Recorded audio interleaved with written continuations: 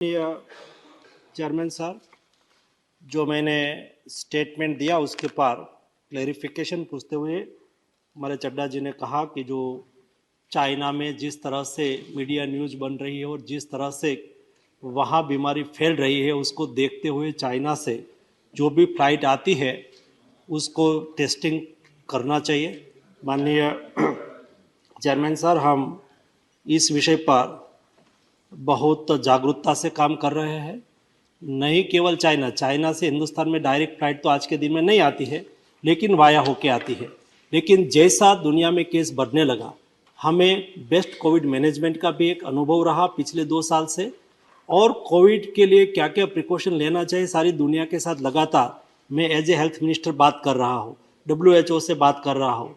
तो उससे पता चलता है कि कौन सी दिशा में आगे बढ़ रहा है कोविड क्राइसिस। उसको देखते हुए जो भी प्रिकॉशन लेने की आवश्यकता है वो लेना हमने ऑलरेडी चालू कर दिया है। आज प्राइमरी स्टेज पर कोई भी यहाँ ट्रैवलर आते हैं, नहीं केवल चाइना, कहाँ से भी आते हो, तो भी हम 2% रैंडम सैंपलिंग करना चालू ऑलरेडी कर दिया है, और आने वाले दिनों में उसको धीरे धीरे आगे बढ़ा के आवश्यकता के अनुसार कंपलसरी करना पड़े तो भी कंपलसरी करेंगे। दोनों चीज़ को हमें देखना है, देश में कोई अननोन वायरस घुस भी ना जाए और ट्रैवलिंग में बाधा भी ना हो। दोनों चीज़ों को देखते हुए हम उस दिशा में काम कर रहे हैं ताकि देश में कोई नया वेरिएंट ना आ जाए। तीसरा, अभी प्रिकॉशन जो हमारे तिरुचि शिवाजी ने कहा कि क्या तैयारी है, ऑक्सीजन है नहीं है, कोई दिक्कत होगी। हमने आज से नहीं, कल तो विषय इसलिए उठा कि मेरी एक जिम्मेदारी बन गई कि सम्मानीय 3 सांसद ने राजस्थान से मुझे पत्र लिखा और उन्होंने मुझे कहा कि राजस्थान में जो यहाँ भारत जोड़ो यात्रा पास हुई और कई लोग ये यात्रा में शामिल हुए, शामिल होने के बाद वो पॉजिटिव पाए गए। सम्मानीय मुख्यमंत्री हिमाचल भी पॉजिटिव पाए गए यात्रा में भाग लेने के बाद। तो मुझे कहा कि उसके लिए प्रिकॉशन लेना चाहिए, आपको उसके लिए कुछ ना कुछ करना चाहिए। तो मेरी जिम्मेवारी थी कि मैं राज्य के मुख्यमंत्री को लिखूं और यात्रा जो कर रहे हैं इसे उसके कन्वीनर को भी लिखूं कि उसके ऊपर प्रिकॉशन, उसके ऊपर जरा कोविड प्रोटोकॉल का पालन करें। मैं बात में पॉलिटिक्स में नहीं जाना चाहता हूं, लेकिन एज ए हेल्थ मिनिस्टर मेरा दायित्व है कि देश में कोविड ना फैले और उसके लिए मैं जागरूकता से काम करने की कोशिश की। लेकिन खास लोग थे, मैं क्या करूं अध्यक्ष जी, चेयरमैन साहब, खास लोगों के मैंने बोल दिया तो खास लोगों के फेवर में लोग निकल पड़े और नहीं बोलने की भाषा में मुझे और प्रधानमंत्री जी के बारे में भी टिप्पणी कर दी। वो एक बात है, लेकिन जब से कोविड चालू हुआ, फर्स्ट सेकंड वेव और थर्ड वेव, अभी थर्ड सर्ज वेव तो नहीं था, हमने कभी कोविड क्राइसिस पर पॉलिटिक्स नहीं किया था और नहीं हम करना चाहते हैं। आज देश में हर हॉस्पिटल में, जो बड़ी हॉस्पिटल है वहां PSA ऑक्सीजन प्लांट लगाया है। मैं रेगुलर मिनिस्ट्री से हर 15 दिन में रिव्यू करता हूं कि बंद तो नहीं हो गया है ना, चालू है ना, क्योंकि उसको चलाने के लिए भी बहुत बड़ा खर्च होता है और रिक्वायरमेंट हॉस्पिटल की कम होती है, तो अनयूज पड़ा रहता है। तो समय पे हम उसका उपयोग कर पाए, इसलिए हमने रेगुलर उसका फॉलोअप भी लिया है। और उसके साथ फॉलोअप लेने के बाद मेरे संज्ञान में आया चेयरमैन सर कि ये प्लांट में चलाने में खर्च है, हॉस्पिटल की रिक्वायरमेंट कम है, तो क्या करें।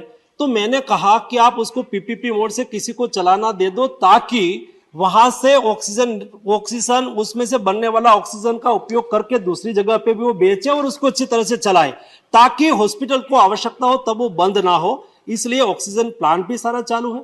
देश में सभी अस्पताल में पर्याप्त मात्रा में मेडिसिन का भी हमने रिव्यू कर लिया है, मेडिसिन प्रोडक्शन का भी हमने रिव्यू कर लिया है। आज दुनिया में मेडिसिन की क्राइसिस होने लगी है, तो हम तो वसुधैव कुटुंबकम की भावना से काम करने वाले लोग हैं।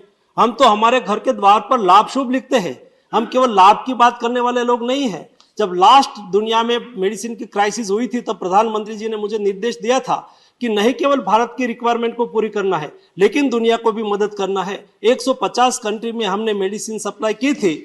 और चेयरमैन साहब, केवल मेडिसिन सप्लाई की ऐसा नहीं, क्राइसिस थी तो हम प्राइस भी बढ़ा सकते थे। दुनिया आज हिंदुस्तान की वाह इसलिए कर रही है, ऐसी स्थिति में इंडिया ने प्राइस नहीं बढ़ाया और सस्ती मेडिसिन दी। दूसरा, उस वक्त हमने भी कई कंट्री से कई चीजें इंपोर्ट की थी और वो कई बार पुरियस भी पाई गई। 150 कंट्री में से कोई भी कंट्री की शिकायत नहीं आई कि इंडिया से आई हुई कोई भी मेडिसिन पुरियस हो। ये 2 काम हमने करके दुनिया को दिखाया और आज हम तैयार हैं हमारे देश की मेडिसिन की रिक्वायरमेंट पूरी करें। आज हम तैयार हैं देश की वैक्सीन की रिक्वायरमेंट पूरी करें। और आज हम तैयार हैं आने वाले दिनों में, आज एक्सपर्ट कमेटी ने उसको अनुमोदित कर दिया है नेशनल वैक्सीन को, वो भी आ जाएगा। तो उसमें कोई इंजेक्शन लेना नहीं है, नोज में ड्रॉप डाल देना है, आप सिक्योर हो गए।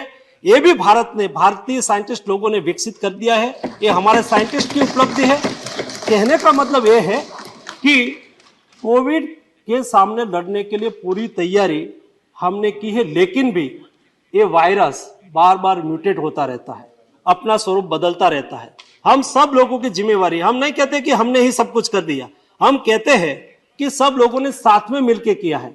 और आने वाले दिनों में भी ये क्राइसिस आगे बढ़े तो सारा देश एक होके फर्स्ट और सेकंड वेव का जैसा सामना किया है वैसा सामना कर सके, इसलिए पूरी तैयारी भारत की सरकार की ओर से हमने कर ली।